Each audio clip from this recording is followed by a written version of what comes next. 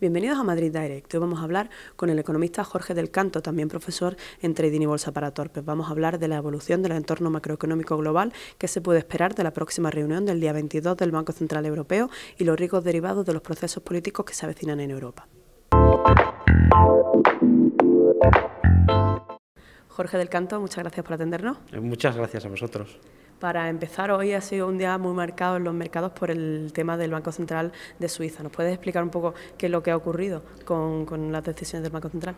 Bueno, el Banco Central de Suiza ha tomado dos decisiones, una que ya era conocida y sabíamos desde hace meses, que pensaba penalizar aún más con tasa negativa los depósitos a la vista, los depósitos bancarios, con el objeto de que dejara de seguir recibiendo flujos del resto de la Unión y eso pudiera provocar un fortalecimiento de su moneda con los posibles perjuicios que podía traer. Adicionalmente, lo que hoy nos ha sorprendido un poco, no por lo que ha ocurrido, sino porque no se esperaba en este momento, es que una medida temporal que había aplicado en el año 2011, que había puesto un límite de fluctuación máxima a su moneda, el franco suizo no podía cotizar por encima de los 1,20, es decir, estaba limitado el posible alza del franco suizo frente al euro en 1,20 unidades. Hoy ha quitado esa limitación, que no ha dejado de ser una limitación, que era una intervención del mercado, no se le estaba dejando actuar libremente, y hoy lo que ha hecho el mercado una vez que se ha quitado esa limitación pues es ajustar el valor de la divisa. Lógicamente el euro se ha venido debilitando durante los últimos meses y lo que ha recogido la cotización pues ha sido ese debilitamiento. En un primer momento, tal vez por la sorpresa, ha provocado un exceso de ventas de euro frente a franco suizo y ha provocado que se llegara a intercambiar a razón de 0,75 francos por euro, que era un alza muy fuerte, pero rápidamente se ha corregido y ya lo tenemos en un entorno que es bastante lógico. Están cotizando en estos momentos ya 1,04, 1,05, que desde el 1,20 pues sí está recogiendo esa devaluación implícita que tenía el euro de más o menos un 15 o 20% que no estaba notando los mercados por esa intervención que tenía en 2011. Es nada más lo que ha ocurrido. Seguimos hablando de bancos centrales. El día 22 se reúne el Banco Central Europeo. ¿Qué espera el mercado? ¿Cómo ves tú esa reunión? ¿Qué se puede esperar? Bueno, esperemos que se cumpla lo que ya dijo Mario Draghi en el mes de diciembre. En aquel momento ya dijo que su intención era, en caso de que viera riesgos de nueva recesión y sobre todo riesgos de deflación en la zona euro, como ahora hay ese riesgo, no estamos en deflación, pero sí hay riesgo de deflación, que estaba dispuesto a volver a apretar el botón de las compras masivas de deudas, acciones, etcétera, para sujetar la economía europea. Hay que recordar que el Banco Central Europeo tiene una fijación, un cometido y tal vez demasiado celo en la política de precios, en lo que es las variaciones del IPC, y no están dispuestos a soportar muchas variaciones. Lo que podemos esperar es que se produzca eso.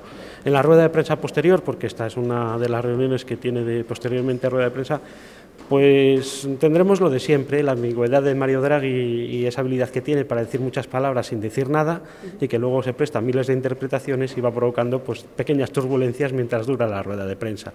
Pero en definitiva yo no creo que suceda nada distinto. Va a ser una inyección de capital por parte del Banco Central Europeo. Nuevamente va a utilizar recursos públicos de toda la Unión para sujetar sobre todo el sector bancario, el sector financiero. 2015 tiene un año electoral muy intenso. ¿Cómo valoras el riesgo político derivado de esas grandes citas electorales, pues como la que se viene ahora dentro de poco en Grecia? El día 25, la de Grecia del día 25 es muy importante. Más que por saber quién va a ganar, que parece ya obvio que Syriza va a ser el que gane, queda por saber si lo hará con mayoría absoluta o no, pero hay que recordar que en el programa político de Syriza está abandonar lo pactado hasta ahora con la Troika, las imposiciones de la Troika, y busca una renegociación de deuda, concretamente una quita. Con independencia de cuál sea la inclinación política de cada cual, lo que sí es cierto es que contemplar la quita como una posible solución para el problema griego no es populismo en ningún modo, como se ha tachado en alguna ocasión. Me parece un razonamiento lógico. Es más, a mí me parece que sería irresponsable no contemplarlo, porque las entidades financieras que en su día y los grandes bancos que prestaron dinero a Grecia se aprovecharon de ese mayor riesgo y cobraron tasas de interés más altas. Lo que no es justo es que ahora se utilice dinero público para dárselo a Grecia y que termine de pagar, con lo cual agravaríamos más el problema griego. Grecia no es que no tenga voluntad de pago, eso podría ser discutible. Lo que Grecia no tiene dinero no genera superávit y además no tiene posibilidad de generar superávit ni siquiera pequeño mientras tenga en sus cuentas un peso tan grande el importe de la deuda que tiene que devolver. La única solución sería reducir esa carga en presupuestos de forma que pueda empezar a generar superávits y esa economía pueda seguir creciendo.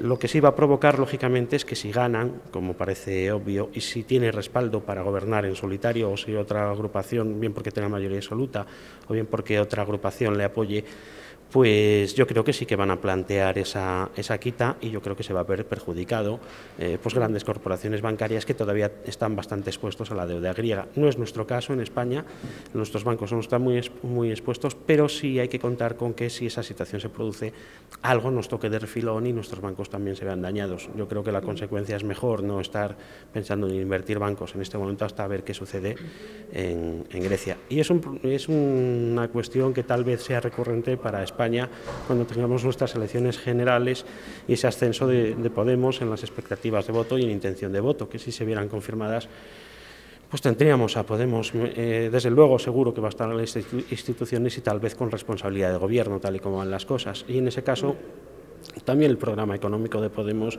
tiene planteamientos que, sin decirlo expresamente, sí están hablando de una posible quita de la deuda española.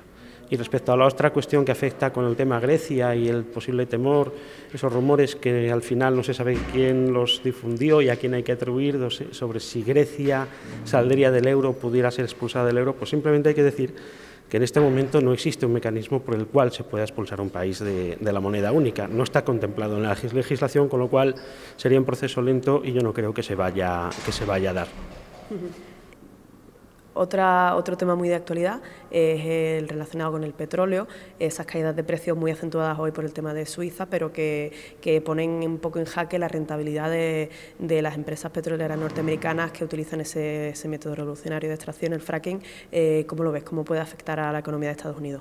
Bueno, de entrada ya hace tiempo que el precio del petróleo, ya en su momento cotizando en niveles de 90 a 100 dólares, la rentabilidad estaba, bueno, pues cuestionada al menos. Desde luego los precios actuales el fracking no es rentable, o sea, no es una forma rentable de extraer el petróleo porque el coste de producción sería prácticamente el coste del barril, ¿no? Estaría cercano a los 44, 45 dólares por barril, con lo cual no sería rentable.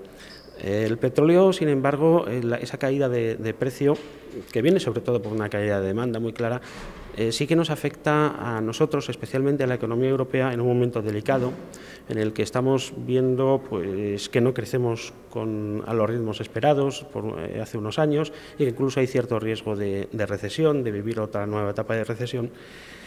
Y eso nos afecta en que esa deflación, esa pequeña caída de precios que ahora mismo tenemos reflejada en la Unión Europea, viene dada precisamente por la caída del petróleo, es una situación coyuntural. El problema es si se convierte en estructural, el problema es si eso acaba provocando que las empresas tengan que bajar precios para liberar sus stocks y con lo cual se extienda esa bajada de precios al resto de elementos que intervienen en la fórmula y que por lo tanto sí que entremos en deflación. No creo que el petróleo ya tenga mucho margen de caída, especialmente porque hay intervenciones ya muy claras por grandes bloques, como puede ser Rusia o Estados Unidos o la propia Unión. Los pasos que está dando el Banco Central Suizo también van a evitar la fuga de depósitos hacia Suiza y por lo tanto puede empezar a ayudar a que ese riesgo de deflación no se materialice.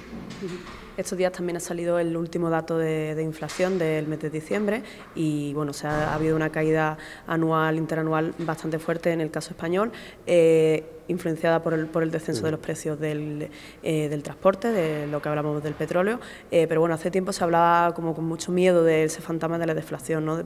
Que esa tendencia de los precios en Europa se puede llegar a convertir en un problema o no hay que tener miedo. Se puede llegar a convertir en un problema y además los problemas de deflación son serios desde el momento que tenemos un sistema que se basa en inflación como medio de crecimiento, inflación y deuda.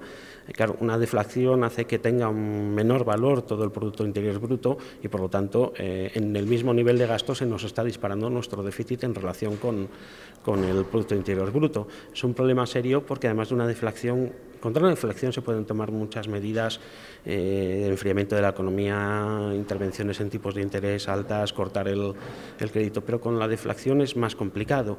Por un lado, porque las empresas para conseguir mantenerse tendrían que producir más stocks, con lo cual provocaría nuevas bajadas de precios, provocaría que la renta disponible fuera menor en manos de los consumidores, etcétera. Para mí hay dos factores en esa deflación y no solo el petróleo. Uno, que es el petróleo, que, insisto, de momento es coyuntural y no podemos hacer nada, pero hay otro que sí. Yo creo que las políticas fiscales tan agresivas que tenemos en la Unión, que también han cortado la renta disponible por parte de las personas, ante esta situación deberían relajarse un poquito. A nosotros se nos han relajado este año en España gracias a que estamos en año electoral, pero hay otros países que no tienen año electoral. Yo creo que desde Bruselas se debería instar a los gobiernos que, bueno, pues ponerles en la situación expuesta con claridad y que relajen un poquito las políticas fiscales para evitar que una deflación se consolide, porque si una deflación se consolida y al mismo tiempo sufrimos una recesión, vamos a tener un problema muy serio que ya se vivió en Japón durante 25 años y hemos visto lo que cuesta y el tiempo que se tarda en salir de esa situación.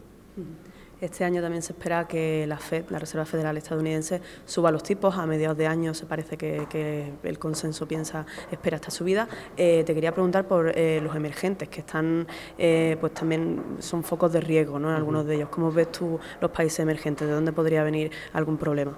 Bueno, los problemas principalmente yo los veo en China, y no porque su crecimiento no vaya a ser alto, que se estima que va a ser del 7%, sino que las expectativas que se pusieron en años anteriores eran bastante superiores y ahora estamos viendo que se está desacelerando. Hace 3 años lo teníamos creciendo al 11%, luego al 9% y ahora estamos en el 7%. El otro foco de tensión yo lo veo en Brasil, y en este caso hablamos de un país productor. Y si ese país productor pues, no consigue mantener el crecimiento y entra en algún tipo de recesión, podemos ver a su vez una caída de los precios a las materias primas para sujetar su economía y puede complicar el escenario económico internacional, especialmente en dos bloques, Estados Unidos por un lado y Europa por el otro. Y en cuanto a Estados Unidos, pues bueno, tiene una situación económica de momento estable y eso invita a que a esos estímulos tan enormes que se pusieron en marcha, pues esa liquidez con la que se inyectó a los mercados de forma enorme durante años, en algún momento tocaba retirarla o castigarla de algún modo. Bueno, a mí me parece que es lógico que empiecen ya a plantearse subidas de tipo de interés, que llevan anunciándolas un año con ciertos retrasos, y de todas formas lo que sí sabemos, porque así nos lo anunció Janet Yellen, que va a ser de forma progresiva y periódica, que no va a ser una retirada inmediata de todos los estímulos, con lo cual no creo que vaya a provocar grandes daños a las bolsas y a las economías. Jorge del Canto, muchas gracias. A vosotras.